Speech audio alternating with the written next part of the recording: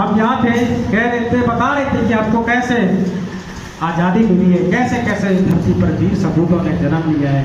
इसकी कहानी कैसे कैसे हम याद रखेंगे, कैसे सब दिन याद रखेंगे।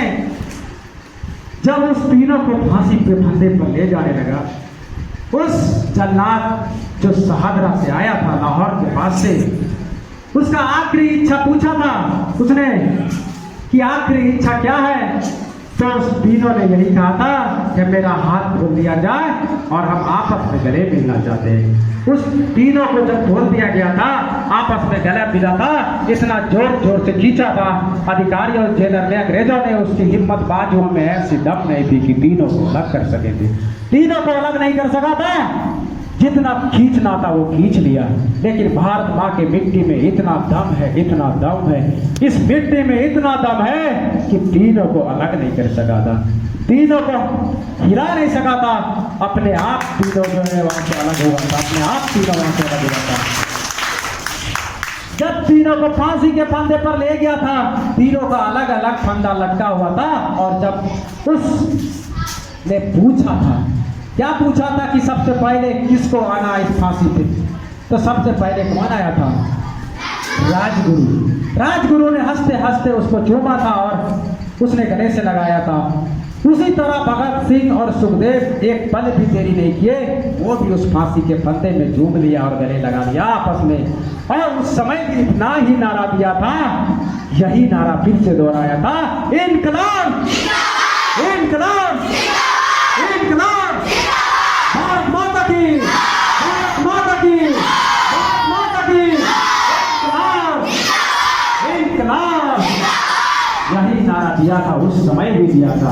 और इतना जोर से भगत सिंह, इतना जोर से भगत सिंह ने नारा दिया था कि उस जेल के कुछ दूर, कुछ मेल 3-4 घर था बसा हुआ, 3-4 घर बसा हुआ था। उस रात, काली रात, इतना जोर से उसने गरजा था, उस भवन में इतना गूंजा था आवाज, इतना गूंज उठी थी वो आवाज। उस रात में सब सोया हुआ था और उस भवन में इतना गूंजा था आवाज कि घर के आज भी बड़े बुजुर्ग बच्चे, उसने देख सुना कि इतना आवाज किस चीज की हो रही है आज रात।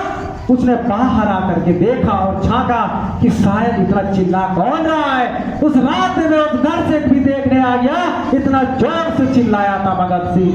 फांसी पे चढ़ते चढ़ते उसने इतना जोर से चिल्लाया था, उसने देखने के लिए आ गया था उस घर से, इतना जोर से गूंजा था उस घर में आवाज। उसके बाद उस सीन को, उस दर्दनाक सीन को उस जेलर वार्डन चरण सिंह ने देख रहा था। उसका मानो दिल देख के इस तीनों का डोल रहा था, पैर लड़खड़ा रहा था कि ऐसे वीर बहादुर मैंने आज तक नहीं देखा था। इस तरह इतना कैदी को हम देखा था, लेकिन इस तरह भारत के, इस तरह हिंदुस्तान के शेर आज तक मैंने नहीं देखा था। वो सब शेर को देख रहा था फांसी के लास्ट तक। उसके बाद उस तीनों को काला कपड़ा बांध दिया गया और तीनों को आपस में एक जगह हाथ बांध के, काला कपड़ा बांध के, उसके बाद तीनों को अलग अलग तरीके से हमारे वीर क्रांतिकारी को गाली में यूं मोटा मोटा फंदा फैलाया गया और तीनों को फैलाया गया और तीनों को जल्लाद ने खींच लिया। उस तीनों जल्लाद ने हमारे वीर सपूत को फांसी दे दिया और तीनों सपूत हमारे क्रांतिकारी शहीद हो गए। वो तीनों क्रांतिकारी शहीद हो गए। हमारे वीर तीनों क्रांतिकारी इतने कम उम्र में, भगत सिंह 23 साल में, सुखदेव 33 साल में, इस तरह से उम्र, क्या उम्र थी। हम सब के 20-22 साल में तो कुछ कर नहीं पाते देश के लिए। उसने 23 साल की उम्र में फांसी पर हंसते हंसते चढ़ गए थे। वही भगत सिंह था जो दिल्ली में बम फेंक दिया था, अकेले बम फेंक दिया था। और आज 23 साल की उम्र में वो तीनों फांसी पे चढ़ गए हमारे भाई मित्र बहनों के साथ, ताकि हम आजाद हो सके। और उस तीनों को फांसी पे चढ़ गए। और वो दर्दनाक सिंह, जब चरण सिंह ने देखा उस रात को, जब उसने देखा उस सीन को, और जब वो फांसी के फंदे से उसने देखा और वो तीनों हमारे शहीद हो गए, उस चरण सिंह का पैर मानो चल नहीं रहा था। जब वो अपना रूम आ रहा था तो उसका रूम इतना लड़खड़ा रहा था मानो इधर गिरे या इधर गिरे। उसको पता ही नहीं चल रहा था कि मेरा पैर कहाँ धरा रहा है, जमीन पर या आसमान पे कि हवा में कहाँ जा रहा है। उसका पैर नहीं रुक रहा था। किसी तरह अचानक वो लड़खड़ाते अपने कमरे तक आया और उसका जो देखता रहा शुरू से लास्ट तक वो सीन देखा। उसका दिमाग में घूम रहा था ऐसा शेर का, ऐसा फांसी का फंदा।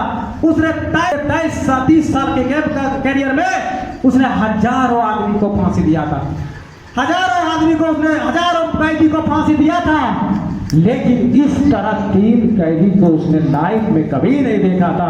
इस तरह की बात उसने कभी नहीं देखा था। और वो अपने कमरे में जब आया, जब वो कमरे में अपने आया तो वो 2 घंटे तक खूब रोया। वो 2 घंटे तक रोते रहा कि हमने ऐसा बहादुर, ऐसा हिंदुस्तान का बहादुर हमने आज तक 30 साल के कैरियर में कभी नहीं देखा था। और वो रोते रहा, इतना रोया वो रोते रह गया। तो हम प्यारे दोस्तों यही बताना चाह रहे थे कि वो क्रांतिकारी, वो समय वो क्या था, हमारे शहीद, हम सब के लिए उसने अपने प्राण को निछावर कर दिया। उसी शहीद, उसी बॉर्डर पे सैनिक तैनात, वो कितने वीर सपूतों ने जान दिया। हर साल हम उसी को तो याद करने के लिए, उसी को याद करने के लिए, उसे इतिहास को दोहराने के लिए तो हम 15 तारीख को, 15 अगस्त को हर एक साल आते हैं उनको याद करने, उसको नमन करने के लिए, जिसने हमें जीने की आज़ादी दी है। इस आज़ाद भारत में हम जन्म लिए हैं। जब तक उस भारत में हम रहेंगे तब तक उस वीर सपूतों का याद रहेंगे, उस वीर सपूतों का याद रहेंगे, उस वीर सपूतों का तो याद रहेंगे। कुछ नशा इस तिरंगे की शान की है, कुछ नशा इस मातृभूमि की आन में है, कुछ नशा इस तिरंगे की शान में है, कुछ नशा इस मातृभूमि की आन में है। हम लहराएंगे तिरंगा हर जगह, यही नशा हमारे हिंदुस्तान की शान में है, यही नशा हमारे हिंदुस्तान की शान में है, यही नशा हमारे हिंदुस्तान की शान में है।